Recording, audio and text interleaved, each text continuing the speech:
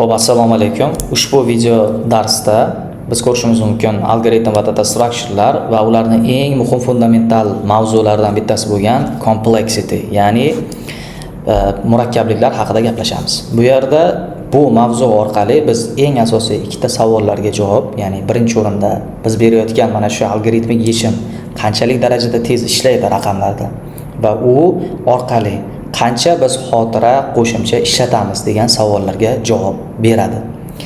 Bu konsepsiyalar orqali biz ko'ramiz big O notation, logarithmic time, constant time, quadratic time, factorial time, exponential time kabi asosiy kompleksitilarni, turlarini va ularni qaysi holatlar uchun ishlatilishi, qanaqa farqi borligi bir-biridan, qanaqa holatlarda uni biz yechim sifatida ko'rishimiz tushunishga harakat qilamiz va shu orqali real leet code masalalardan ishlashga harakat qilamiz va yechim sifatida birinchi o'rinda biz eng asosiy matematik va mantiqiy model orqali ularni tahlil qilamiz, ana undan keyin yechim berishga harakat qilamiz.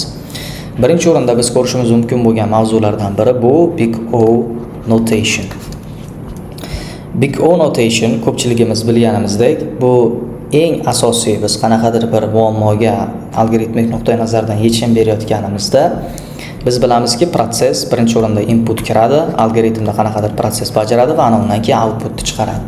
Biz mana shu inputni o'ziga asosiy e'tibor qilishimizni, inputni qanchalik uni size borligi, u qanaqa data type'lardan iborat ekanligi, u qanaqa darajada kattalashishi, uni range, ya'ni oralig'i qancha ekanligini ko'rsatib beradigan va shu qismga asosan e'tibor berib, bunga bog'liq jarayonni algoritmga bog'laydigan asosiy tushunchalardan bittasi. Xo'p, qoida nuqtai nazaridan aytiladigan bo'lsa, u big O notation inputni size qanchalik oshganida output, ya'ni o'sha algoritmni bajaradigan vaqti shunchalik o'zgarishini ifodalaydigan jarayondir. Masalan, inputimizda size qanchalik darajada baland bo'lsa, unga ketadigan time complexity'si ham shunchalik darajada baland bo'lib, parallel ravishda o'zgaradi degan. Uni matematik sodda bir funksiya grafik orqali chizadigan bo'lsak, bizda deylik x o'qi time bo'lsin, y o'qi masalan bizda input size bo'lsin. Va bizda bajarayotgan mana algoritmimiz masalan odatda eng asosiy sodda nom bilan linear growth, ya'ni chiziqli o'sish deb nomlanadi.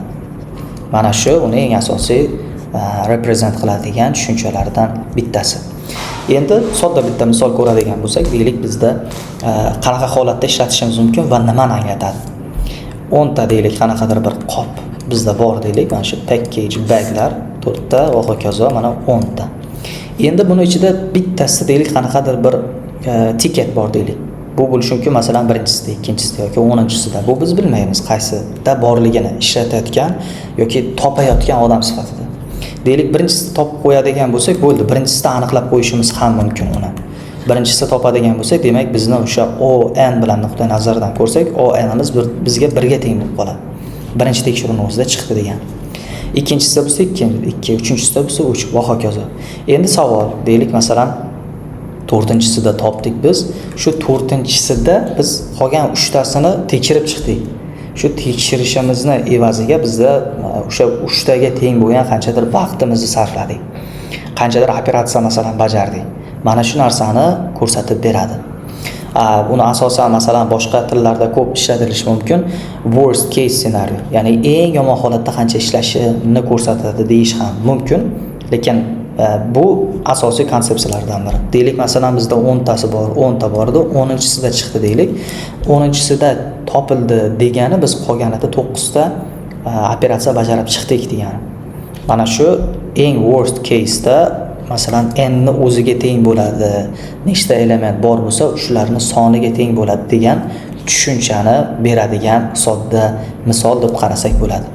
Va shu orqali biz sarflagan yuqorida aytganimizdek time complexity va space complexity larni, mana shu ikkita asosiy faktorni bizga o'lchash uchun xizmat qiladi. Va mana shu davomida bizda qanchalik darajada maksimum ishni kam bajarib ishni minimallashtirish orqali jarayonni masalan deylik kompleksitilarga nisbatan time va space ni maksimal darajada tejashimiz mumkin degan savollarni javobi ustida ishlanadi. Mana shu ustida ishlash jarayoni bizda algoritmik analyze deb nomlanadi. Algoritmik analyze deb nomlanadi. Mana shu orqali biz natijalarni ko'rishimiz mumkin bo'ladi. Big O notationni biz asosan ishlatamiz qaysi muammolarda qanaqadir bir massiv elementlar bor bo'lsa, ularni deylik yig'ishimiz yoki ularni orasida qaysidir misol uchun natijasini o'zgartirishimiz, qaysidir deylik elementni update qilishimiz kerak bo'lsa yoki hashset degan eng asosiy data structurelar bor. Mana shu kabi jarayonlarda ko'proq biz ishlatamiz ularni. Xo'p, ana endi keling shu Big O notationga yaqinroq bo'lgan biror bir real example orqali bitta masala ko'raylik. Masalan, aytib o'tdik 217-masala contains duplicate masalasini bitta ko'radigan bo'lsak, birinchi o'rinda muammoni tushunib chiqamiz. Unga matematik model orqali yondashamiz va ana undan keyin yechim beramiz. Xo'p, nima deyilyapti shartda? Given an integer array nums return true if any value appears at least twice in an array and return false if every element is distinct debdi. Ya'ni bizda berilgan n ta butun sonlardan iborat bo'lgan qanaqadir bitta massiv raqamlar listi berilgan. Agar shu massivda kamida bitta qiymat deyapti, ikki marta takrorlansa eng kamida at least twice duplikat bo'lib qolsa qayerdadir bizga true qaytarib bering deyapti. Aks holda false qaytaring, ya'ni ular aniq distinct, ya'ni unique bo'ladigan bo'lsa false qaytaring deb aytadi. Input exampledan ko'radigan bo'lsak 1 2 3 1 ko'radigan bo'lsak 2 marta 1 takrorlangan. Bu yoqda true qaytarsin. Sabab the element 1 occurs the indexes 0 and 3, ya'ni 0-indeksda keyin 1 2 3-indeksda takrorlanyapti deb aytadi. Ikkinchi exampleda masalan 1 2 3 4 bu yoqda hech qanaqa takrorlanish, bir-biriga o'xshash duplikatlar yo'q. Shuning uchun output false qaytyapti. All elements are distinct. Mana bu holatda ham xuddi shunday output true qaytyapti. Sabab mana bu yerda 1 3 marta takrorlanyapti, 3 marta, 2 marta, 4 2 marta takrorlanyapti. Mana shu orqali ko'rishimiz mumkin va constraint sifatida bizda range beryapti. 1 dan boshlab mana shu length 5-darajasigacha borsin degan tushunchani aytayapti. Ana endi solution sifatida deylik biz ko'raylik. Birinchi o'rinda bitta to'plam orqali ularni yig'ib chiqib, deylik masalan bizda ikkita to'plamimiz bo'ladi. Mana yuqorida aytayotgandek, berilish qismidagi inputni seti bo'ladi va biz o'zimiz alohida bitta set yig'ib olishimiz kerak bo'ladi. O'sha setga shu raqamlarni bitta-bitta o'tkazib chiqib, uni taqqoslab chiqamiz. Bu rostdan ham true ga tortadiganmi? Ya'ni u birorta joyda twice kamida 2 marta takrorlanganmi yoki yo'qmi? Xo'p, ana undan keyin masalan deylik bizda mana nums orqali o'sha yuqoridagi namunani ko'raylik. Bizda bor edi 1 2 3 va yana 1. Endi buni birinchi o'rinda biz ko'ramiz. Uni lengthini, nechta ichida elementlar bor ekanligini. Mana shuni birinchi tekshiradigan bo'lsak, bizda hozircha mana deylik 4 ta elementlar bor. Ana endi yuqorida aytganimizdagidek bitta set, ya'ni xuddi shunday bitta to'plam olib olamiz o'zimizga. Uni masalan deylik bir qanaqadir nom bilan sen deb nomlab qo'yaylik. Bu bo'sh turibdi.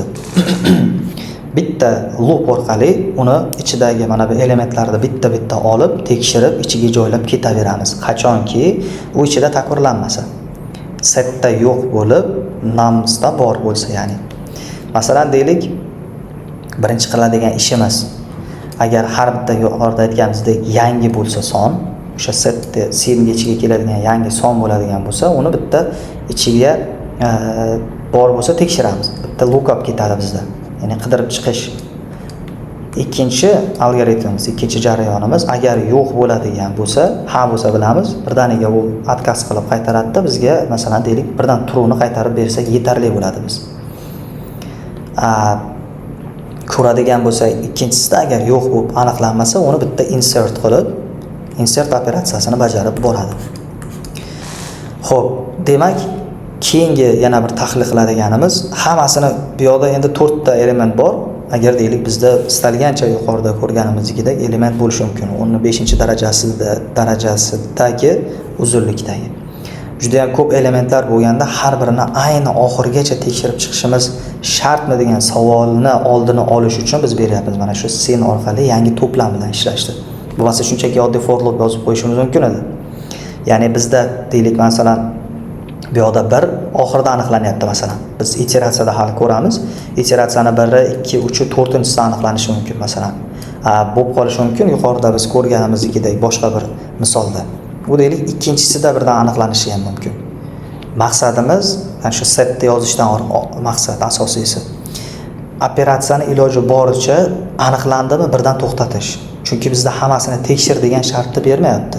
True qaytar qachonki eng kamida ikkitagina twice duplicate aniqlansa degan shartni beryapti. Mana shu orqali shuning sababidan foydalanyapmiz. Demak, endi iteratsiya bo'yicha keling ko'raylik. Birinchi iteratsiya bizda bo'ladi. Num sifatida eng birinchi elementni olamiz, ya'ni 1 ni olamiz. Uni endi tekshiramiz. Setimizda bu bo'sh turibdi hali set. Shuning uchun ichiga tiqamiz setni. Ichiga joylaymiz. Bizda endi false qaytaradi, chunki hozircha duplicate aniqlanmadi va setimizda bizda 1 bor mana endi. Birimiz bor. Ikkinchi iteratsiyaga o'tamiz endi. Xuddi shunday number endi keyingi o'rinda turgan 2 ni olamiz. Unda ham xuddi shunday set bizda false qaytaradi va undan keyin setimizda 1 va 2 paydo bo'ladi. Uchinchi iteratsiya ham xuddi shunday davom etadi. Number bizda 3 ni beramiz. Set xuddi shunday yana aniqlamagandan keyin u lookupda bizda yana false qaytadi. Ana undan keyin bitta insert qiladi. 1, 2, 3 ga aylanadi setimiz. Oxirgi endi 4-iteratsiyaga, aniqroq umuman 4-iteratsiyaga o'tadigan bo'lsak, bu oxirgi elementimiz bu yana 1. Ana endi set tekshiradi mana shu joyda. 1 mana bu bizda o'zimizda bor bo'lgan setda bormi? Ha, demak bo'ldi. True qaytadi. Mana shu joyda operatsiyamiz yakunlanadi va bizda return qiladi. Deylik true'ni. True'ni bizda return qiladi. Mana shu bizning eng asosiy yechimimiz deb aytsak bo'ladi. Ana endi uni masalan kod orqali sodda bir kod versiyaga aylantirib qo'yishimiz endi yetarli bo'ladi. Deylik, mana shu ko'raylik yechim sifatida bu yoqda funksiyamiz bor, namsiga mana listlar bor bo'ladi bizda va oxirida boolean qaytarib berish kerak bo'ladi. Demak, sen deb nomlangan bitta set yaratib olamiz, set nomli operator bilan va bitta for loop bilan aylantiramiz. For n yoki number ichidan namsni ichidan olsin, shu setni ichidan va shart beramiz. Qachonki birinchi o'rinda agar num o'sha senni ichidan ko'rsin, agar shu sen ya'ni setni ichida bor bo'lib qolsa, agar shu shartimiz birortasi bo'ldi, joyda bizda return true qilib qaytarsin. Ya'ni bo'ldi bizda at least twice duplicate aniqlandi degan natijani beradi. Otherwise, ya'ni boshqa holatda bo'lsa, ya'ni bitta lookup qilsin, ya'ni insert qilsin aniqrog'i. Add degan operator orqali numga qo'shib qo'ysin, senni ichiga shu numberni qo'shib kirgizib ketaversin degan tushunchani beradi. Mana shu jarayon ishlaydigan holatini biz yozyapmiz kodda. Va oxirida if shartdan chiqib return aks holda false qaytarsin. Umuman agar aniqlanmagan holatda bizda false qaytarsin. Bo'ldi, birorta ham deylik duplicate aniqlanmadi degan natijani bersin deb qaytaramiz. Kodni endi sinab tekshiradigan bo'lsak, barcha case'larda mana tekshirganligini accept qilib qaytaryapti. Bu yoqda mana 1 2 3 1 holatida outputimiz true qaytarganini mana ko'rsatdi, accepted bilan bir xil. Ikkinchi case'da mana false qaytarganini ko'rsatdi, mana output expected bilan bir xil. Va mana bu holatda ham output true qaytgan, chunki mana birinchi operatsiyani aniqlagandan keyin iteratsiyada aniq mana shu orqali uni yechimini ko'rsatgan. Bu big O notation haqidagi eng asosiy konsepsiya va bitta kichik misol bo'ldi. Xo'p, navbatdagi topik bizda constant time. Xo'p, uning ikkinchi nomi big O of 1 deb nomlanadi. Ya'ni algoritmning input hajmi qanchalik oshsa, qanchalik kattalashgan yoki kichiklashgan taqdirda ham uni bajaradigan operatsiyasi bir xil konstant nomi bilan bir xil qolaveradigan operator complexity turiga kiradi. Funksiyada ko'radigan bo'lsak, mana yuqoridagidek bizda bor bo'ladi har doimgidek deylik, qanaqadir memory yoki time odatda biz memory bilan o'lchasak bo'ladi, chunki time degani ham aslida qaysidir ma'nodagi abstrakt tushuncha. Masalan deylik, qaysidir bitta kompyuterda ketadigan nechidir millisekund yoki sekund vaqt boshqa kompyuterda yoki boshqa bir qaysidir servisda yoki bir qaysidir birorta bir kompyuterda boshqacha vaqt olishi mumkin. Shuning uchun deylik, memory orqali, space complexity orqali ham biz taqqoslashimiz mumkin bo'ladi. Bizda bor mana input size har doimgidek. Input size qanchalik oshib borgan taqdirda ham bizda deylik, agar input size o'zi bilan bog'lasak, mana shu holatda u o'zgarmasdan konstant qolaveradi degan tushunchani beradi. Xo'p, demak, endi yoki bunaqasiga gorizontal ko'rinishda ham tasvirlab qo'yishimiz mumkin bo'ladi.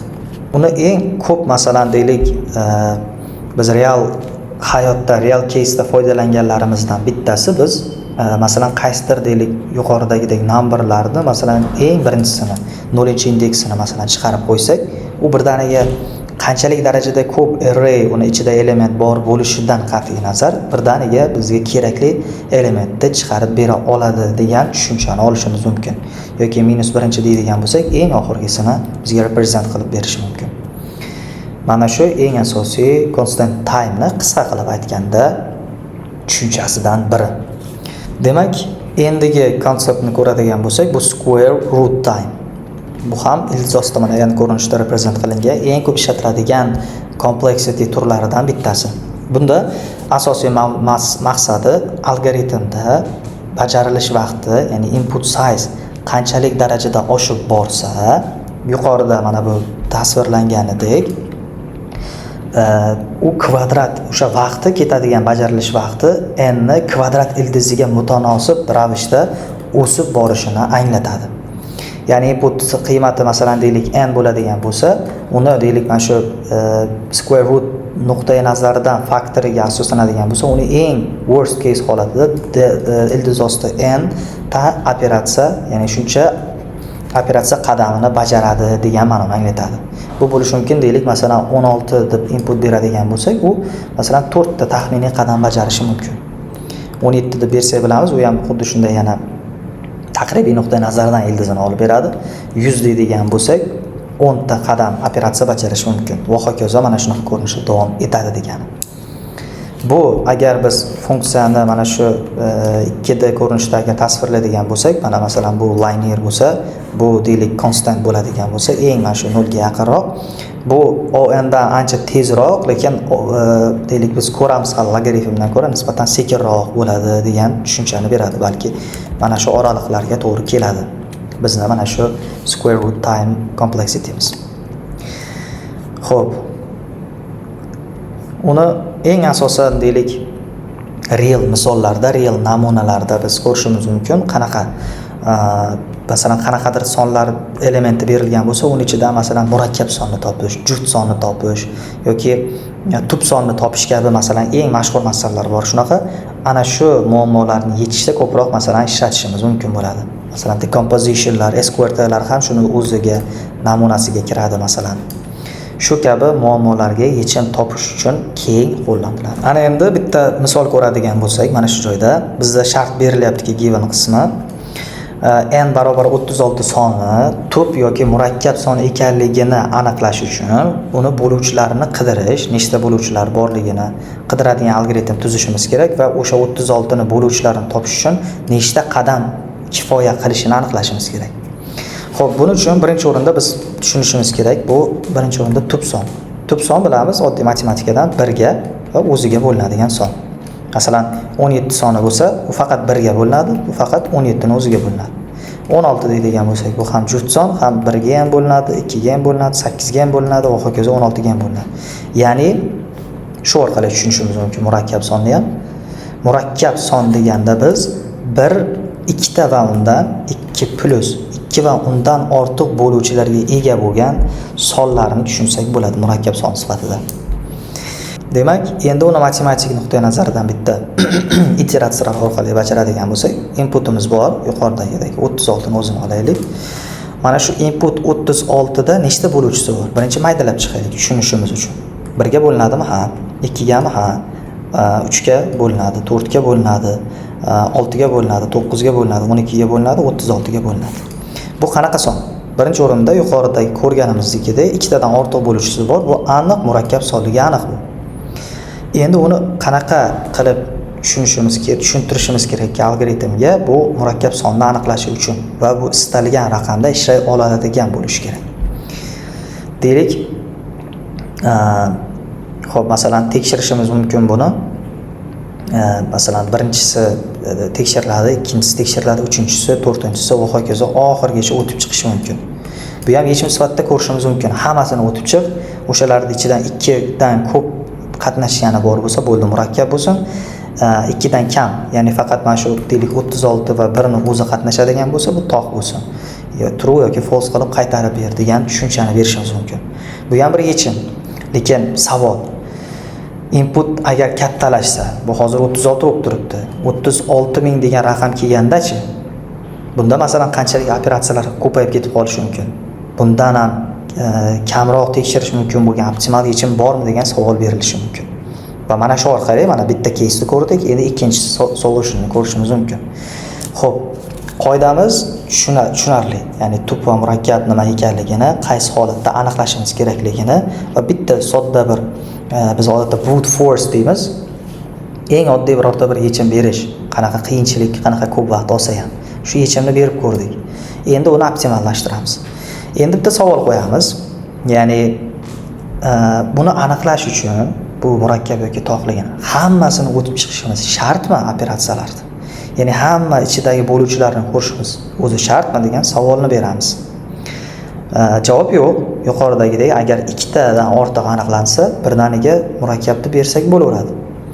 Buni aniqlash uchun boshqacharoq yechim qilamiz. Ularni deylik pairlar, ya'ni juftliklarga ajratib ko'ramiz.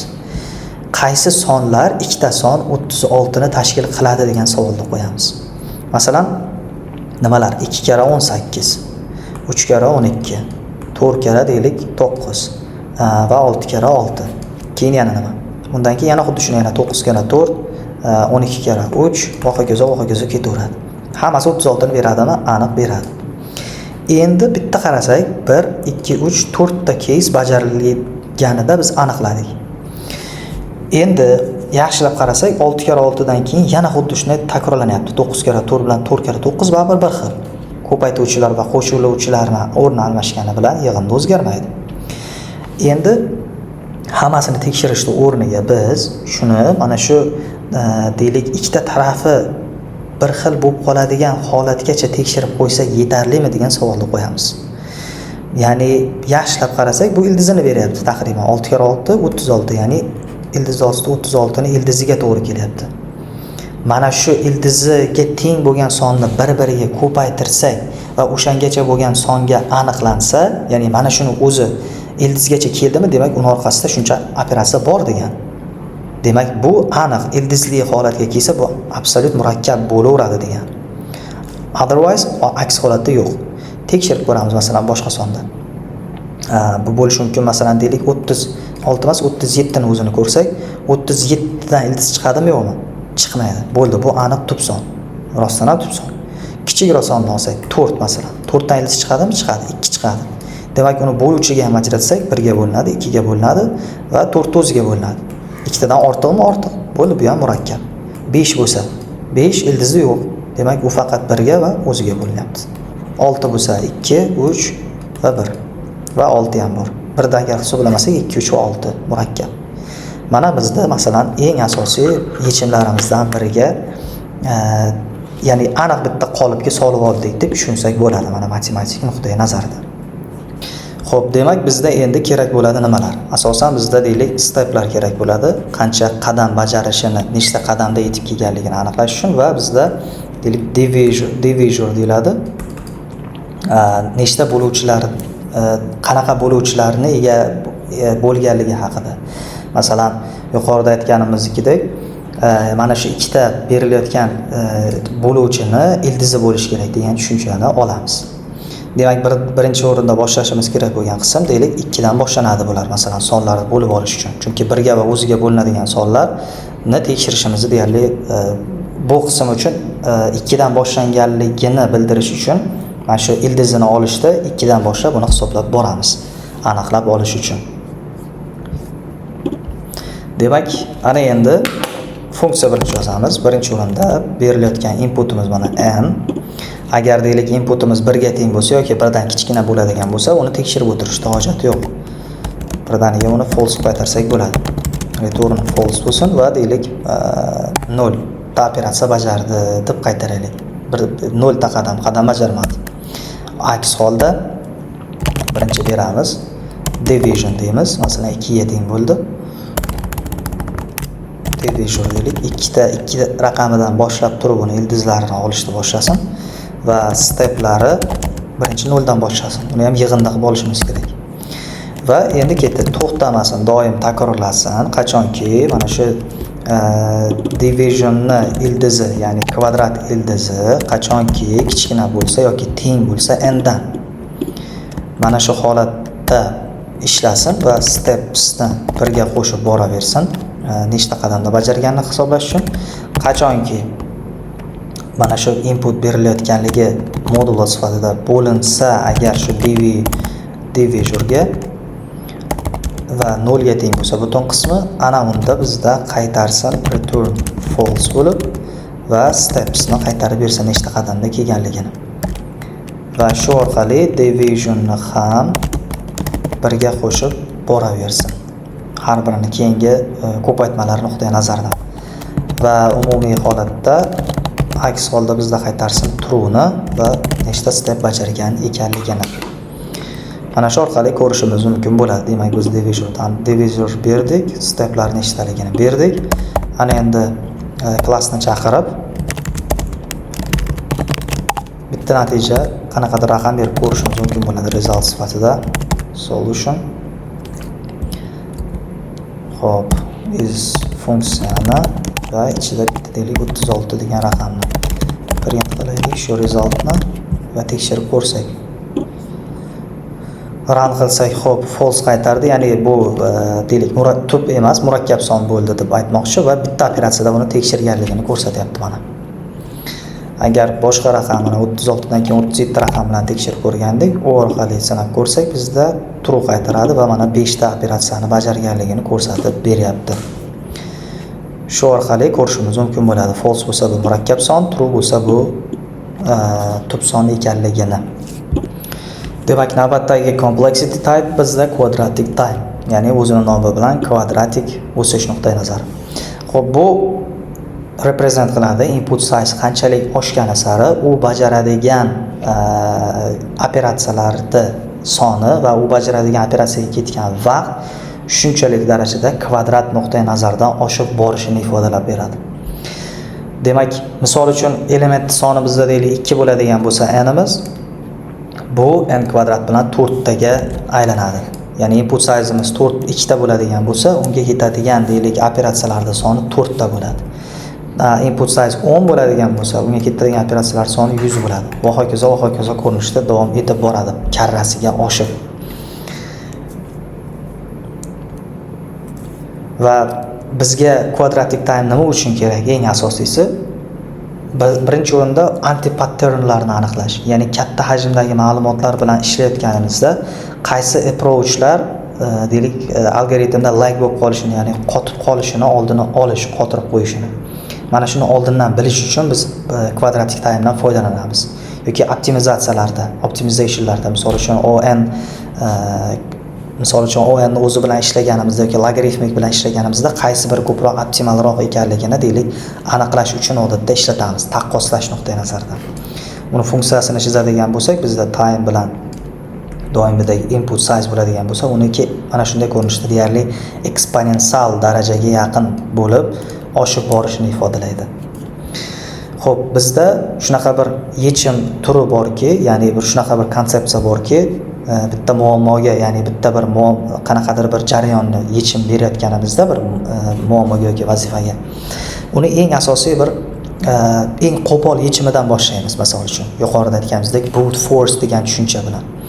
Masalan, qanaqadir bitta yechim berayotganimizda miyaga keladigan eng sodda, xatosiz, to'g'ridan to'g'ri hech bo'lmasa, masalan, yechimga borish qismi, baseline nuqtai nazaridan uni olib, ana undan keyin uni optimallashtirib borishimiz mumkin. Mana shu nuqtai nazardan quadratic time ni ishlatishimiz mumkin bo'ladi. U orqali deylik, bu degani umuman eng sekin ishlaydigan algoritm sifatida emas. Bu ham o'ziga yarasha, o'ziga tegishli qanaqadir bir holatlarda ishlatiladi degani. Masalan, deylik, ko'proq bubble sortlarda biz hali ko'ramiz chuqurroq. Selection sortlarda, insertion sortlarda masalan ko'rishimiz mumkin bo'ladi bunaqa masalalar turkumlarini. Bu deylik, raqamlar bizda har doim ham tartibli ko'rinishda berilmaydi. Har xil tartibda beriladigan bo'lsa, uni masalan deylik, har birini tekshirib chiqadigan holatlar bor bo'lishi mumkin. Hech qachon bizga berilayotgan muammo ideal darajada yechimga tayyor qilib berilmaydi. Mana shunaqa holatlar uchun maxsus kerak bo'ladigan complexity turlariga kiradi desak bo'ladi. Mana endi keling, real muammoga yechim berish nuqtai nazaridan mana shu quadratic timega aloqador bo'lgan bitta masalani ko'rsak, bu eng mashhur masalalardan bittasi. LeetCode'da eng birinchi masala to_sum. Ya'ni ikkita beriladigan inputning ichidan ikkita shunaqa bir indeksni olishimiz kerakki, targetga to'g'ri bo'lishi kerak, sodda qilib aytsam. Shartini o'qiylik. Given an array of integers nums and the integer target return in CDs of the two numbers such that they add up to target. You may assume that each input you would have exactly one solution and you may not use the same element twice. You can return these answers in any order deb aytadi. Ya'ni shunaqa bir bizga integerdan iborat bo'lgan numberlarda elementi bor va bizda integerdan iborat bo'lgan targetimiz bor deyapti. Biz qaytarishimiz kerak indekslarini, uni tartib raqamlarini shunday bo'lishi kerakki, u qo'shganida targetga teng bo'lsin degan jarayonni beryapti.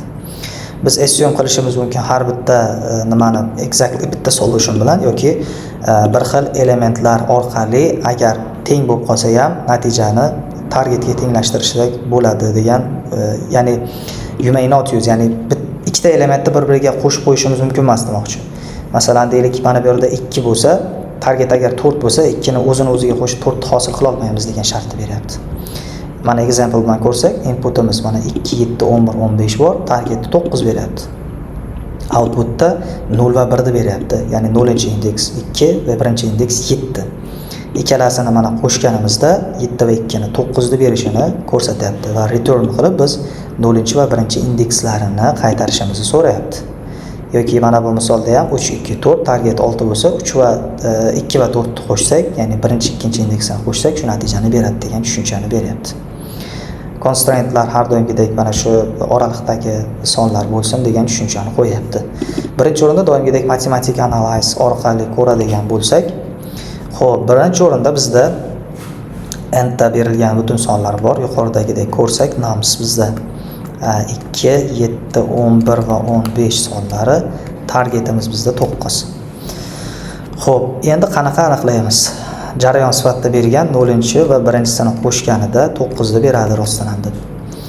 Birinchi o'rinda high level tushunib olamiz. Biz nima qilishimiz kerak? Listdagi har bitta elementlarni olib chiqamizda ushlab turamiz. Ya'ni ayn misol uchun indeksni olamizda, shu indeksini olib turamiz misol uchun o'shani taqqoslashimiz uchun. Ikkinchi o'rinda undan keyin indeksni yonidagi, o'sha indeksni yonidagi barcha elementlarni olib unga taqqoslab solishtirib chiqamiz, compare qilib. Masalan, G degan nom bilan boshqa indekslarda olsakda elementlarni, uni taqqoslab ko'rib chiqamiz. O'sha natijani beradimi, yo'qmi, uni qo'shganimizda son sifatida. Agar rostdan ham o'sha indekslarning soni, deylik, I va J indekslar rostdan ham targetda beradigan bo'lsa sonni, o'shani o'zini qaytarib qo'yamiz. Mana jarayon umumiy high level shunaqa. Endi low levelga tushadigan bo'lsak, birinchi o'rinda biz indeksni har doim birinchi boshdan boshlab hisoblab kelamiz. 0 dan boshlab indeksni olamiz va J, ya'ni undan keyingi bo'lgan J elementni n-1 marta tekshiramiz. Ya'ni bu shunaqa bir progressiyani beradiki, biz odatda matematikada arifmetik progressiya deb nomlaymiz uni. Sababi o'zini o'ziga qo'shib qo'ymasligi uchun. N degani masalan i 0-sini oldikmi, bo'ldi. 1, 2, 3, 4 ta element bo'lsa, faqat 3 tasini qo'shib chiqqan degani bo'ladi. 4-sini ham qo'shsa, yuqorida aytganimdek 2 ni o'ziga qo'shib qo'yish holati bo'lib qolishi mumkin. Ana shu uchun n-1 dan foydalanamiz eng G element sifatida. Undan keyin ikkinchi o'rinda biz o'sha deylik masalan oshib borgan sari deylik n minus n ayimiz 1 ga teng bo'lsa, yana ham keyingisiga o'tadi. Masalan 2 ni ko'rdik, misolida hammasini tekshirib. 7 ni ko'rganimizda u kamayishi kerak. 7 ni o'zi va 2 ni o'zini solishtirmasligi ham kerak bo'ladi. Chunki 2 bilan 7 ni solishtirib bo'lgan allaqachon. Va qo'shganda ham 7 ni 2 ga 2 ni 7 ni qo'shganda ham 9 ni berishi aniq baribir. Shuning uchun bu oshib borgani sari indeks G elementi soni, tekshirish soni kamayib boraveradi degan.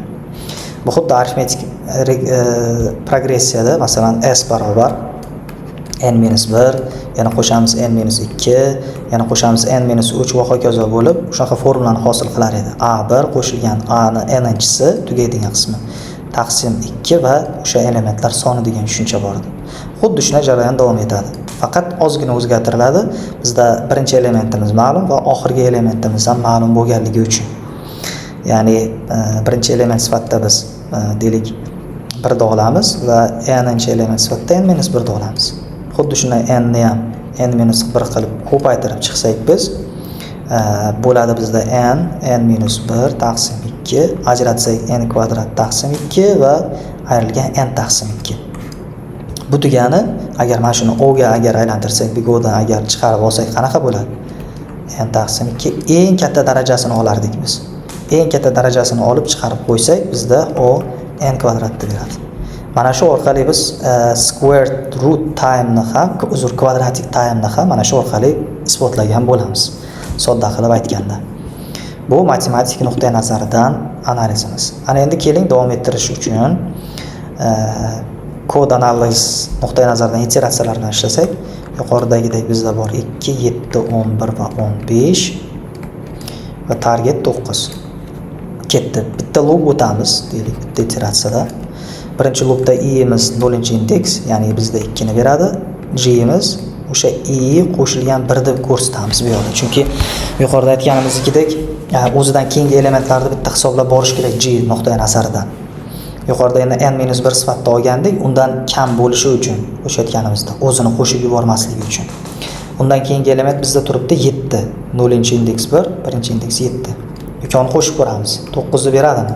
Berar ekan. Demak, bo'ldi. Aslida mana shu yoqda to'xtatib qo'ysak ham bo'ladi operatsiyamizni. Agar boshqalarini ham nechta elementlarni borligini sanashimiz uchun yoki tasavvur qilaylik, bittada birinchi loopda chiqmadi, boshqa loopda chiqishini ham inobatga olib oxirigacha o'tib qo'ysak, shu loopni o'zini boshqa elementlar bilan taqqoslaymiz. Xuddi 2 ni 7 bilan, 11 bilan, 15 bilan, 7 ni 11 bilan, 15 bilan, 11 ni faqat 15 bilan. Shunaqa ko'rinishda. Endi yana xuddi shunday 0, chunki hozircha 2 ni nuqtai nazaridan tekshiryapmiz hali ham. 2 va g endi i plus 2 ga aylanadi keyingi iteratsiya uchun. Bu yerda 11, ikkovini qo'shsak 13 ni beradi. Bu 9 ga tengmi? Yo'q. Ketdi yana 2, g bu yoqda 2 plus i plus 3 ni beradi. Bu 15 ni beradi. 2 ni 15 qo'shsak 17, bu ham 9 ni beradi. Birinchi loop tugadi. Ikkinchi loopni ko'rsak, xuddi shunday endi faqat keyingi i nuqtai nazaridan indeksga o'tamiz. Bu 7, birinchi indeksda turgani uchun 7 bo'ladi. Xuddi shunday i plus 1 birinchi, 7 dan keyin 11, 18 beradi. Bu yo'q, bermaydi. Targetdek emas. Xuddi shunday yana indeksda bormi? Tugatishimiz kerak bo'lgan. 15 ni tekshirishimiz kerak ekan. i plus 2 ishlaydi bu yoqda. 15 22 ni beradi, bu ham to'g'ri kelmaydi. Uchinchi loop.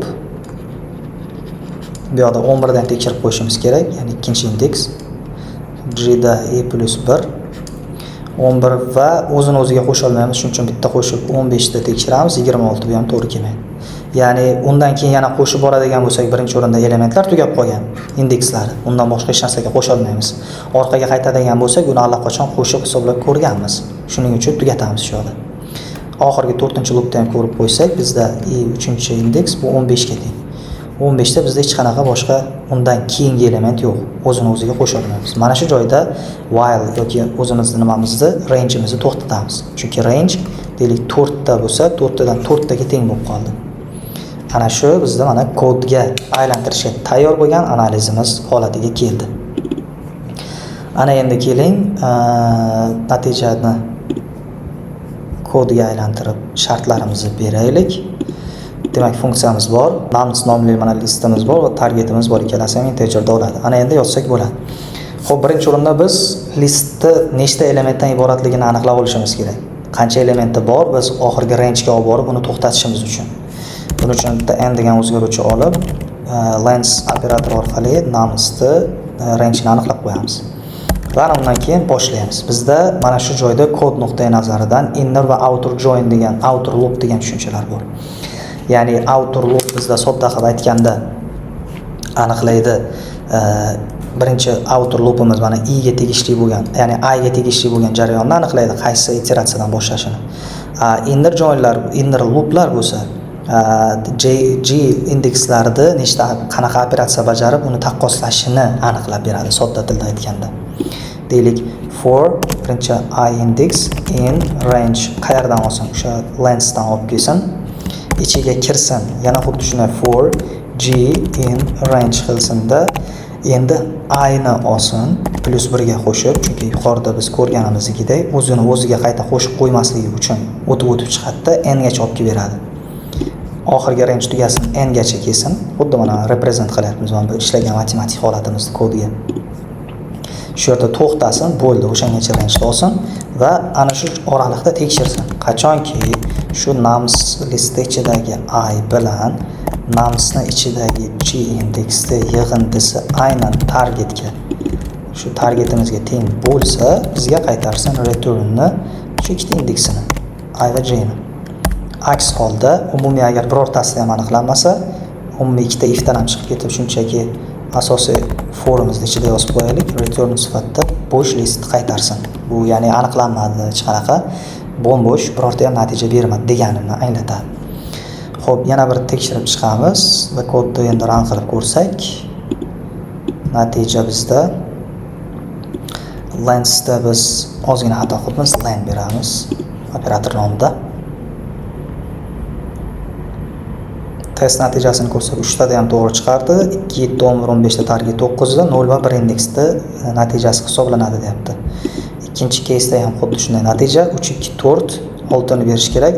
Birinchi va ikkinchi indeksda yig'indisi bo'lishi kerak. Ha. Uchinchi case'da 0 va 1 indeksda ha, shunday natija to'g'ri. Ana endi navbat logarithmic time complexity ga. Logarithmic time complexity da xuddi shunday boshlanish qoidasi bir xil. Input size qanchalik kattalashgani sari jarayon faqat farq qiladi. O'sha iteration'dagi jarayon ma'lum bir darajada qisqarib borishini anglatadi. Bu odatda deylik 2 ga qisqarib, 2 martaga qisqarib borishi mumkin, 4 martaga qisqarib borishi mumkin. Mana shunaqa karrasiga qisqartirib boriladigan darajadagi kompleksitylardan biri. Bilamiz, eng ko'p masalan deylik binary searchlar shunaqa ishlashini 2 martaga qisqarib boradi, teng yarmidan olib 10 yoki chapga borish va hokazo tushunib olamiz. Bundan oldin umumiy holatini ko'rib olishimiz kerak bo'ladi. Chunki har doim ham uni 2 ga bo'lib yarmini olishimiz shart degan tushuncha yo'q. Logarithmic time ham asosan har xil vaziyatga qarab taqsimot qilib boriladi. Lekin eng asosiy qoidasi qanchadir karrasiga operatsiyalar qisqarib boradi degani. Xuddi kvadratik time'dagi oshib bormaydi, u kamayib borilgani sari. Yoki time complexity nuqtai nazaridan juda ham kam miqdorda o'sib boradigan complexity bu. Bizda time bo'lsa, taqqoslashimiz va input size bo'lsa, uni o'sishi mana shunaqa darajada, juda ham gradual darajada borib to'g'ri keladi logarithmic time niki. Shu nuqtai nazardan ozgina bu complexity ancha optimalroq yechim sifatida odatda qaraladi. Bo'lishi mumkin, masalan bizda inputimiz n 8 bo'lsa, uni sodda qilib aytsa, logarithmik 2 asosiga ko'ra agar hisoblab ko'rsak, 2 asosiga ko'ra 8 matematikada ma'lum, 8 nimani reprezenti? Aniqrog'i aniqlashtirsak, 2 ni qanaqa darajasi 8 da beradi. Ya'ni logaritm 2 asosiga ko'ra 2 ning 3-chisi 8 da beradi. Shuni joyda 2 lar qisqarib ketib 3 ga aylanadi. Ya'ni qachonki input size'imiz 8 bo'lsa, bu 3 ta operatsiya bajaradi degan ma'noni anglatadi.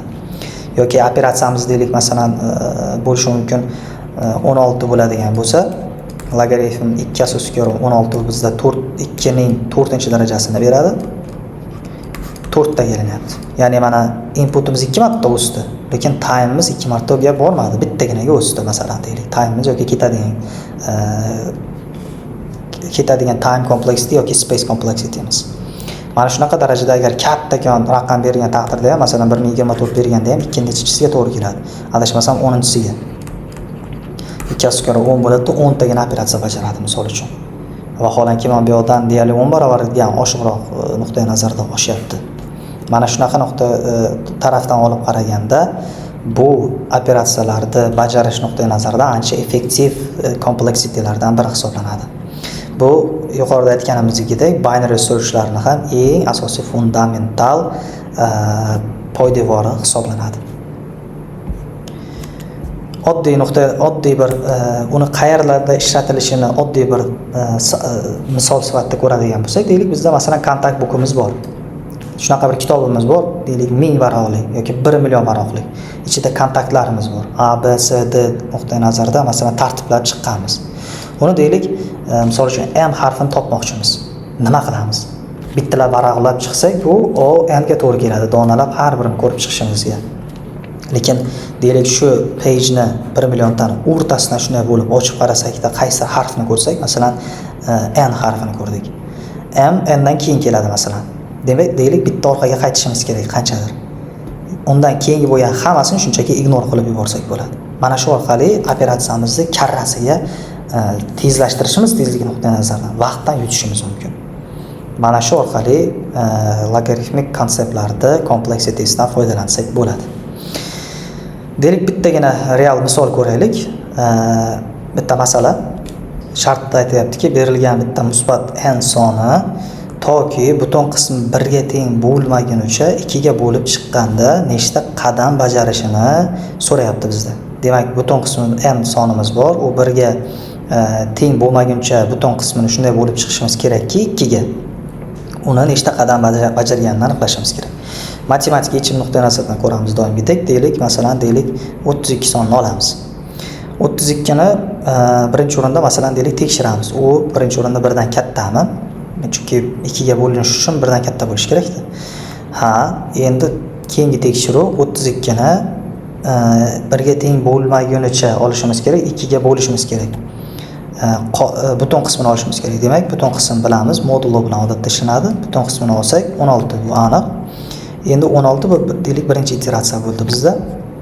Yana 16 tekshiramiz 1 ga. Ha, 16 ni 2 ga bo'lamiz 8, bu ikkinchi iteratsiya. Endi 8 qoldi, 8 1 dan katta. Ha, 8 ni 2 ga bo'lsak bizda 4, uchinchi iteratsiya. 4 1 dan katta bu ham. Xuddi shunday 4 ni 2 ga bo'lsa 2, 2 ni bo'lsak yana 1 dan katta. 2 ni 2 ga bo'lsak 1 va oxirida 1 dan katta emasligi uchun mana shu joyda to'xtatamiz. Ana endi 3, 4 adashmasam 5 ta iteratsiya bo'lganligini mana shu yerda hisoblab chiqarib bersak bo'ladi. Bu xuddi mana 1, birinchi mana bu yerda chiqarganimiz, keyin 2 keldi, keyin 4 ga bordi, keyin 8 ga bordi, keyin 16 ga keldi va mana shu orqali 32 ga keldi natija. Yaxshilab qarasak, mana logaritmik nuqtai nazaridan misol ekanligini bilib, hammasi 2 darajasiga tushyapti. Masalan, 2 ning 0-chi 1, bu 2 ning birinchisi, 2 ning ikkinchisi, 2 ning uchinchisi va hokazo 2 ning beshinchisi. Logaritmik nuqtai nazardan ham hammasi 2 ning darajasiga mos tushyapti. Shunchaki mana 32 ni aylantirib qo'ysak ham 2 ning beshinchisiga to'g'ri keladi. Qisqarib mana 5 ta iteratsiya borligini anglatadi. Ana shunday ko'rinishda solutionni berib qo'ysak bo'ladi. Deylik, mana ko'raylik, bizda funksiyamiz bor, n inputimiz bor. Ana endi birinchi o'rinda bitta steplarni sanab borish uchun biz stepni olib qo'yishimiz kerak, steps 0 deb sanash uchun va while loop bilan toki takrorlansin, n 1 dan katta bo'lgungacha doim takrorlab borsin va uni shu diverge integer bilan bo'lisida qoldi qismini olib, butun qismini olib stepsni birga qo'shib boraversin. Bo'ldi, mana shunaqa qilib return umumiy steplarni chiqarib bersak bo'ladi.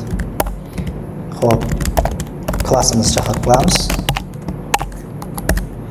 va funksiyani chaqirib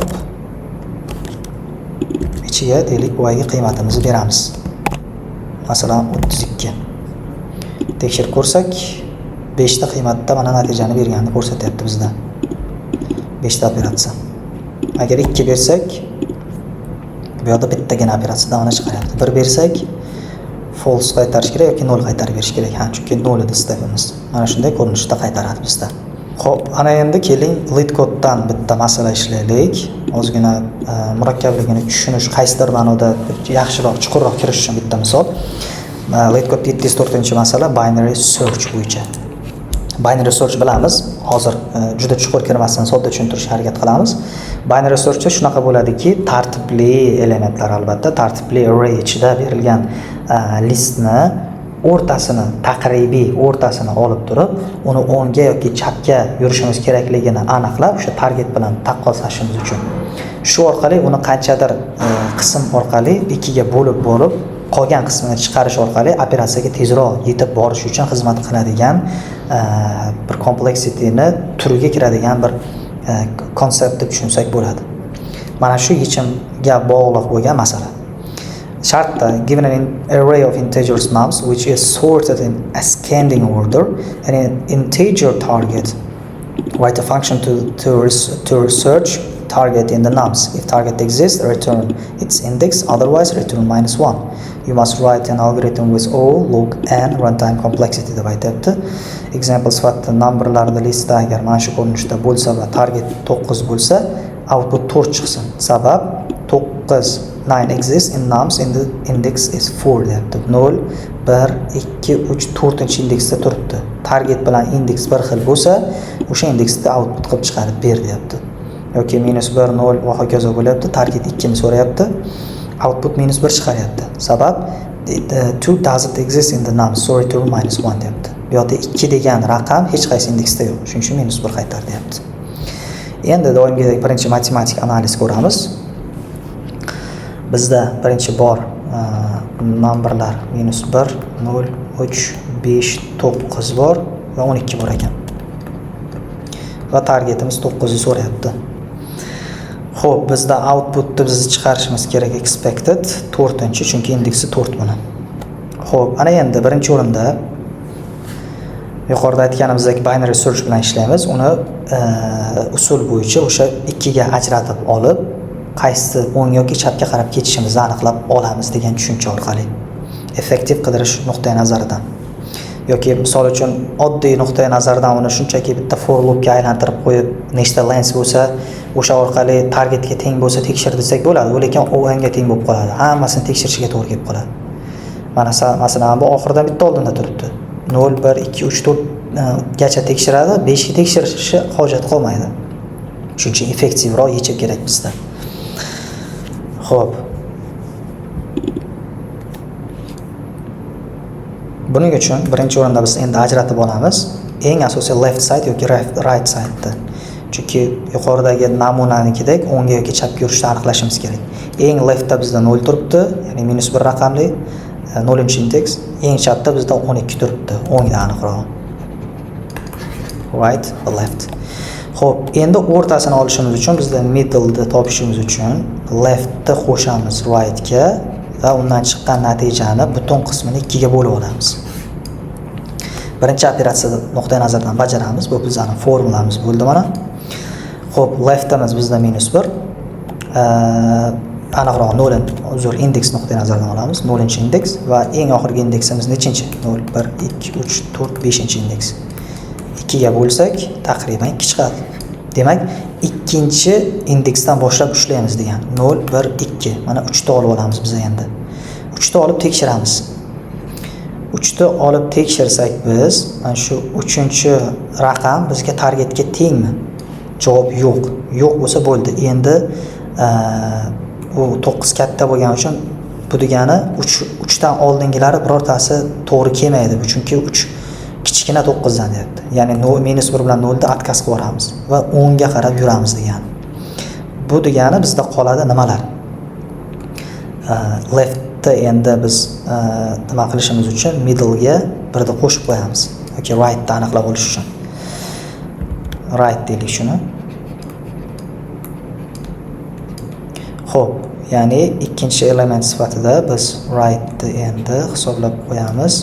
O'sha 3-chi, ya'ni ikkinchi oxirgi qolgan indeksimizning natijasini, mana shu chiqqan natijani middle'ni birga qo'shamiz. Bu degani 3-indeks. 3-indeksdan boshlab hisoblaydi degan. Bu Uchinchi indeks bizda отдельно alohida ajratamiz. 5, 9 va 12. Lekin indeks raqamlar 0, 1, 2 bo'lmaydi. Yana xuddi shunday 3-chi, 4-chi, 5-chi indeksdan boshlanadi. Xuddi shunday eng left'dan olamiz yana bu 5 ga, ya'ni 3-chi indeksga to'g'ri keladi. Eng right'i bu 5-chi indeksga to'g'ri keladi. Yana xuddi shunday ikkovini qo'shib 2 ga bo'lamiz. Bunda 4-chi indeksga to'g'ri keladi. Endi xuddi shunday 4-chi indeksni tekshirsak, 3-chi, 4-chi. Bu 9, 9 dan kattami, kichikmi? Yo'q, ikkalasi ham teng. Mana shu joyda mana shu joyda ikkinchi iteratsiyada mana yakunladik. Va return sifatida o'sha midni o'sha formulamizni qaytarib bersak bo'ladi. Mana shu ko'rinishda sodda matematik yechimga keldik. Ana endi uni shunchaki kodga aylantirib qo'ysak yetarli bo'ladi deb o'ylaymiz. Xo'p, code solution ko'radigan bo'lsak endi nums listi bor, target integer bor. Xo'p, birinchi o'rinda biz left'dan boshlayapmiz. Left odatda har doim birinchi bo'lib 0 dan boshlab keladi indeksini. Indeksni aniqlab olishimiz kerak-da. Va right bizda boshlanadi. Birinchi o'rinda lengthni olamiz, numberlarni umumiy uzunligini va bittaga ayirib qo'yamiz, chunki range'da eng oxirgisini bitta oldingisi olamizda, range'ni hisoblayotgan paytda uni aylantirayotganimizda. Shunaqa ko'rinishda olib while bilan loopga qo'yamiz. Qachonki left right ga teng yoki katta bo'lgungacha olsin, chunki range'dan o'tib ketib qolmasligi kerak bo'ladi o'sha eng oxirgi right side'dan. Shunaqa bo'lgungacha ishlasin va middle'ni bizga topish uchun left va right'ni yig'indisini 2 ga integer division qilib olganiga teng bo'lsin demoqchimiz. Ana endi shart berib qo'yamiz. Qachonki o'sha numberni middle o'rnidagi indeksi qachonki target bilan teng bo'lib qolsa, ana undan keyin bizda o'sha returnni middle'da qaytarib bersin xolos. Yoki boshqa holat bo'lib qolsa, agar numsni middle'da bizda agar xuddi shu numsni yoki targetdan kichkina bo'lib qolsa, o'ngga yoki chapga yursin degan tushunchani beramiz. Bu yoqda chapdan boshlab ketsin hisoblab, middle plus 1 qilsin. Kichkina bo'lib qolsa, yuqorida aytganimizdek, agar boshqa holatda else rightga qarab yursin. Middle faqat teskariga qarab yursin deganini anglatadi. Middle -1 bo'lsin deb. Va oxirida xuddi shunaqa agar hech qaysi umuman birorta shartga kirmasa, shunchaki return -1 qaytarsin deb chiqaramiz. Siklni tugatishi uchun. Sikl tugaganini natija berishi uchun tekshirib ko'ramiz. Xo'p, right'da xatolik bor ekan bizda. Lengthni hisoblayotganda len nums ozgina adashibmiz. Nums noto'g'ri.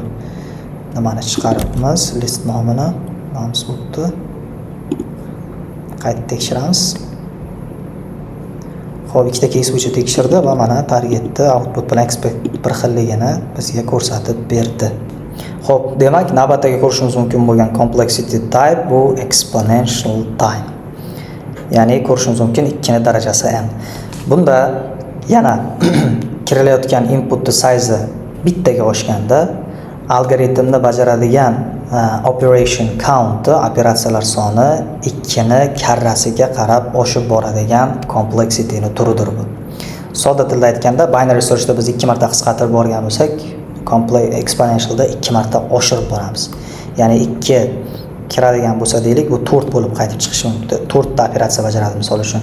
2 ni 3-chi bo'ladigan bo'lsa, misol uchun 8, bu xuddi darajani nuqtai nazaridan. 16, 2, 4-chi va hokazo ko'rinishda davom etadi. Bu kompleksiyalar odatda har masalan bosqichda rekursiya yoki har bitta elementni olamizmi yoki olmaymizmi degan qarorlarni qabul qilishda odatda paydo bo'ladi. Bunga qachon ehtiyoj? Shunday muammolar bor bilamiz. Misol uchun ularni har bitta case'dan ko'rmasdan turib unga to'liq bitta solution bera olmaymiz. Masalan, qaysidir holatda misol uchun deylik bizda on va off degan buyruqlarimiz bor bo'lsa, misol uchun hozir ko'ramiz. Eng mashhur masalan lampochkalar misolida. Umumiy nechta holatlar borligini misol uchun aniqlashimiz kerak bo'ladi. Masalan deylik, namunaviy bitlar misolida birinchi ko'raylik. Agar n barobar 2 bo'lsa, bit, misol uchun ikkita bitni tekshirishimiz kerak bo'lsa, bitda qanaqa kombinatsiyalari bor? 0 0 bor, ikkita qatnashadigan. 0 u 1 bor, 1 u 0 bor, 1 u 1 bor. Mana shu holatda o'zida mana 4 ta case'ga aylandi, 2 ta bit. Ya'ni uni versiyalari 4 taga aylandi. Misol uchun agar 3 bo'ladigan bo'lsa, uni misol uchun xuddi shunday mana 0 u 0 0 0 u 0 1 0 u 1 0 1 u 0 0 va hokazo 9 taga aylanadi misol uchun. Uzr 8 taga aylanar ekan. 2 2 3 darajasi 8 deb beradi. 0 0 0 0 1 0 1 1 3 ta 1 mana shu ko'rinishda 101 va bir oxir 111 ni ham berdik. 1 2 3 4 5 6 7 va yana bitta holati bor. Adashmasam shuni orasidagi kombinatsiyaga kiradi u ham. 001 yozildi, 1 yozildi. Shunga o'xshash holatda xullas aylanadi. 8 taga aylanadi umumiy operatsiyalar soni misol uchun. 2 ni eksponensial darajasi nuqtai nazaridan. Xo'p, o'sha qaror qilish nuqtai nazaridan ana endi bitta real misol ko'radigan bo'lsak, demak umumiy tushuncha yetarli, kichkina misol yetarli. Endi namuna ko'radigan bo'lsak, muammoli. Xo'p, LeetCode 78-raqamli masala medium darajada ozgina endi vaqt oladigan, ozgina kompleksroq. Subsets. Given integer array nums of unique elements, return all possible subsets, the power set. The solution set must not contain duplicate subsets. Return the solution in any order deb aytadi. Ya'ni shunaqa bizda berilganki, unikal butun sonlardan iborat nums degan massiv berilgan, uniquely biz qaytarishimiz kerak barcha possible subsetlarni. Ya'ni power set degani biz shunaqaki to'plamlarni takror bo'lmagan to'plamlarini berishimiz kerak. Misol uchun deylik, mana namuna bilan ko'raylik. 1 2 3 degan set bor bizda ichida. Shunaqa subset qilishimiz kerakki, shu kombinatsiya 1 bilan 2, 1 bilan 3, 2 bilan 3, 2 bilan 1, 2 bilan o'zi yoki umuman bo'sh degan case'larni qaytarishimiz kerak kombinatsiya. Bu xuddi salomlashishlar soniga o'xshab ketadi, sodda deb aytsak. Outputda masalan birinchi bo'sh list, keyin 1 ni o'zi, 2 ni o'zi alohida chiqyapti, keyin 3 ni o'zi alohida, keyin 1 bilan 2 ni kombinatsiyasi, 1 bilan 3, 2 bilan 3, 1 2 3. Mana shunaqa ko'rinishda qaytyapti. 0 berilsa, bitta bo'sh list va 0 ni o'zi qaytarsin deb aytyapti. Doimgidek matematik solution nuqtai nazaridan bitta ko'ramiz. Xo'p, bizda bor original holati 1 2 3 inputda subsetimizda ajratishimiz kerak. Yuqorida aytganimizdek, deylik 0 holatida outputimiz birinchi katta subset ichida bitta bo'sh set, bitta 1, bitta 2, bitta 3 va alohida 1 u 2, 1 u 3, 2 u deylik. 2 u 1 bersak bir xil bo'lib qolishi uchun 2 u 3 va oxirida 1 2 3. Demak, 3 ta bo'lsa 1 2 3 4 5 6 7 8 ta set bo'ldi mana subset ichida. 8 ta setga aylandi. Ana endi qaror nuqtai nazaridan olamiz. Bizda 3 ta element bor edi. Har bir uchun takrorlaganimizda mana 8 ta umumiy leaflarga aylandi, elementlarga. Xo'p, birinchisi uchun 2 ta qaror qilamiz, masalan, bir raqami uchun. 2 ta qaror, birini olamizmi yoki birini olmaymizmi? Bu bitta. Olamiz desak 1 kiradi, olmaymiz desak bo'sh list qaytadi. 2 ni keysida 2 ni olamizmi, 2 ni olmaymizmi? 2 ni olsak 2 kiradi, olmasak yo'q. Pustoy list bo'ladi. 3 ta ham xuddi shunday, olamizmi desak 3, olmaymiz desak hech narsa qaytmaydi. Endi uni shunaqa bitta decision tree hosil qilamizki, masalan bitta bo'sh listimiz bor. Uni keysida birga agar misol uchun yo'q deb ko'rsak, birda olmasak bo'sh qaytadi. Birda agar olamiz desak mana 1 qaytadi. Endi yana chuqurlashamiz shuni ichiga. Bo'sh list uchun 2 ga endi tushamiz. Ichiga kirib boradi, xuddi outer bilan innerga o'xshash. Agar 2 uchun yo'q desak, yana bo'shligicha qoladi. 2 uchun ha desak, agar nima bo'ladi bu yerda? 2 ni o'zi qoladi. Endi yana xuddi shunday 3 uchun ham tushamiz. 3 uchun tushsak, agar 3 ga yo'q desak, yana bu bo'sh qaytadi. 3 ga ha desak, 3 ta o'zi qaytadi. 2 ga bu yerda ha degan holat bo'yicha 3 ga yo'q desak, 2 ni o'zi qoladi. Chunki 2 bor, eski holat bo'yicha eski case'dan olib qiyoslaymiz. 3 ga ha desak 2 va 3 bo'ladi. Xuddi shunday endi birda ha degan holat bo'yicha tushib chiqamiz yana pastga. 2 uchun yo'q desak birda o'zi, 2 ga ha desak 1 va 2, yana xuddi shunday mana 2 ga ha degan holat bo'yicha 3 ga ha desak 1 2 3, 3 ga yo'q desak 1 va 2 ni o'zi.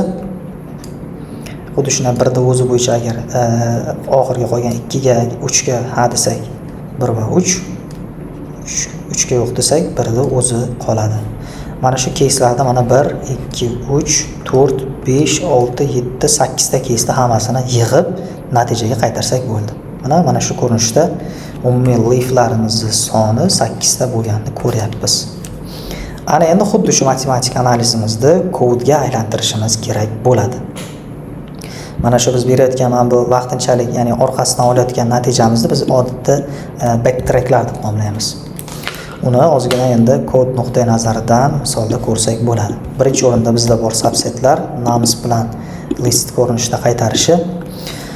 Xo'p, birinchi biz result degan bo'sh listni bitta yaratib olamiz subset uchun. Ya'ni oxirgi subsetni hammasini yig'ganimizdan keyin boyagi liftni sonini chiqarib berishimiz uchun. Va bitta funksiya yozib qo'yamiz. Chunki ichiga kiramiz hozir rekursiyani. Uni backtrack deb nomlab indexni nomi orqali integerdan olsin va path bo'lsin. Bu xuddi boyagi backtrackni olishimiz uchun vaqtinchalik result sifatida ishlatamiz buni. Bu ham xuddi shunday listni olsin. Integer turkumidagi data type'da. Xo'p, ana endi qaraymiz. Recursive function bizga yaratildi. Sababi yuqorida aytganimizdek, index bizni donalab indekslarni olishimiz uchun yuqoridagi list ichida va path bu vaqtinchalik resultni yig'ishimiz uchun, uni taqqoslab chiqish maqsadida. Ana endi shart beramiz. Index qachonki teng bo'lib qolsa, o'sha len numberni numsga, ya'ni listga teng bo'lsa, bizga result qilib qaytarsin. Resultni append qilsin, qo'shib o'sha pathga. Ya'ni oldingi resultda masal uchun ko'rdikki, agar ha degan natijani olsa 1 2 3 qilib qo'shib boraversin 1 2 degan ma'noda. Bu ha uchun ishlaydi. Va return qilsin o'sha o'zini. Xo'p, ana endi olmaslik uchun qaror qilish maqsadida beramiz. Backtrack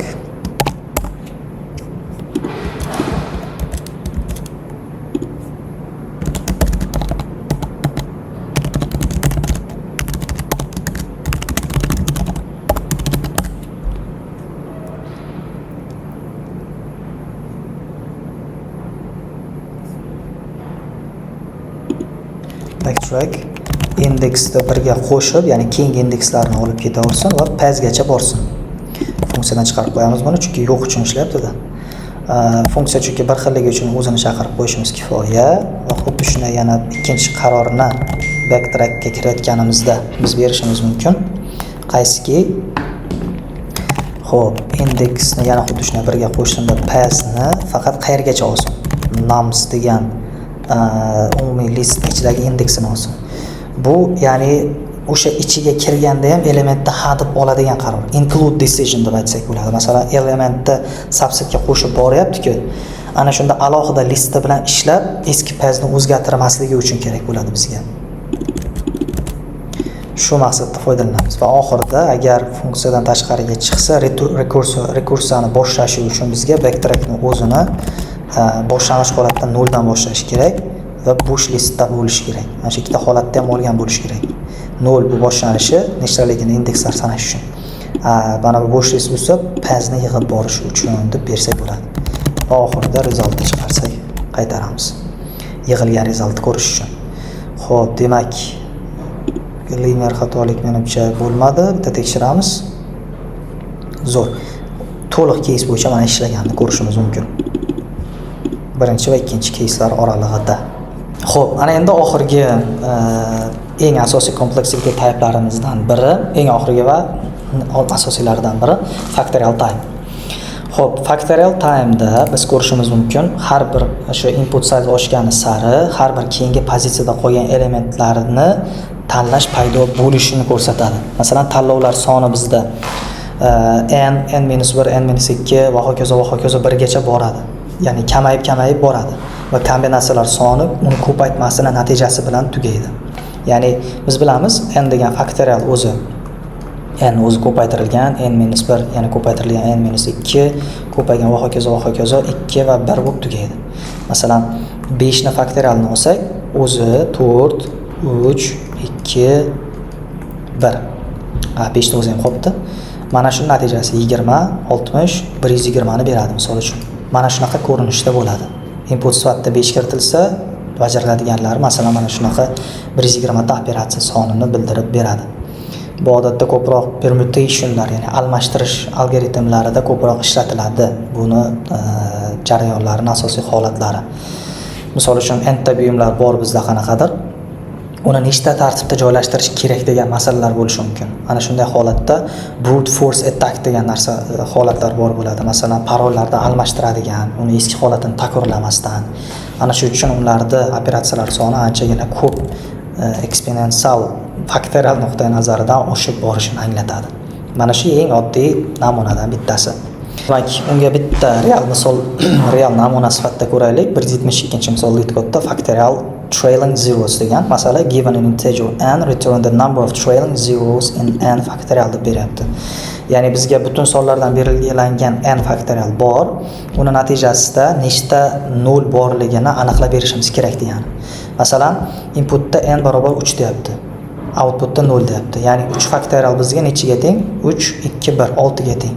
No trailing zero. Unda birorta ham 0 yo'q, 0 yo'q deyapti. N barobar 5 bo'lsa, boya chiqardik biz 120. 120 da bitta 0 bor. Ya'ni bitta 0 borligini sanab beryapti.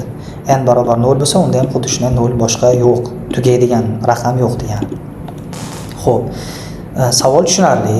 Endi yechimga borish uchun aniqlashtirib olamiz endi jarayonni. Xo'p, birinchi o'rinda faktorialni hisoblab borsak bo'ladi yuqoridagidek nechta 0 borligini aniqlash uchun. 120 bo'lsa, oxiridagini masalan deylik, ko'rsatib qanaqadir bo'lib qo'ysak, nechta 0 borligini ko'rishimiz mumkin. Lekin katta sonlar kelganda har doimgidek yana oldingi ko'rganimizdagidek optimalroq yechim kerak. Bu chunki overflow bo'lib qolishini oldini olishimiz kerak sistemni katta raqamlar kelganda. Shuning uchun bitta holatni ko'radigan bo'lsak, xo'p, savol ko'paytma qachon o'zi 0 bilan tugaydi degan savol beramiz. Masalan, mana bu holatda qachonki masalan 2 ga yoki masalan 2 ni 5 ga ko'paytirsak yoki 4 ni 5 ga ko'paytirsak, ya'ni ikkita a bilan b soni ko'paytmasi 0 bilan tugaydigan natija bo'lsa yoki qaysidir a sonni yoki b sonni 10 ga ko'paytirib qo'ysak 0 bilan tugashi aniq. Sodda qoida 10 hosil bo'lishi uchun. Va mana shu holatda ham 5likni darajasiga olib olish mumkin degan qoida bor bitta bizda. Ya'ni 5 ta darajasiga nechta to'g'ri keladigan son bo'lsa, demak o'shancha 0 bo'ladi degan. Masalan, mana bu ko'paytmamizda bitta 5 qatnashyapti, demak bitta 0 bor.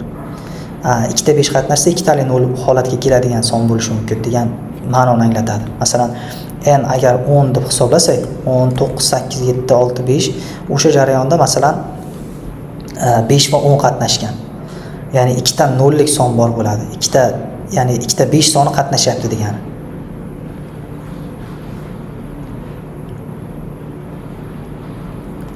Ya'ni ikkita 5 masalan, ya'ni 10 bitta 0lik son va 5 yana bitta 0lik son deb hisoblasak bo'ladi. Chunki 5 dan keyin boryapti 4 mi yoki 2 mi aniq yana bitta 0lik sonni beradi degan.